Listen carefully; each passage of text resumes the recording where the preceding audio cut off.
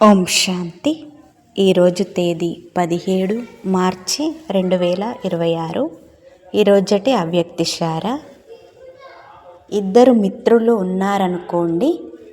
వారి మధ్యకు ఒకవేళ మూడో వ్యక్తి ఆ మిత్రులతో ఒకరిని నిందించడానికి వస్తే రెండవ మిత్రుడు అతని భావాన్ని మార్చివేస్తాడు.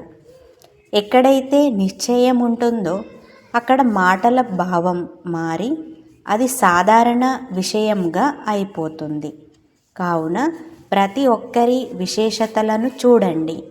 అప్పుడు అనేకులుగా ఉన్నప్పటికీ ఒక్కరుగా కనిపిస్తారు.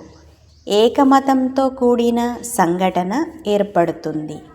ఎవరైనా ఎవరి గురించైనా నిందింపచేసే విషయాలను వినిపించినట్లయితే వారికి మద్దతునిచ్చేందుకు బదులుగా వినిపించేవారి మాటల యొక్క రూపాన్ని పరివర్తన చేయండి.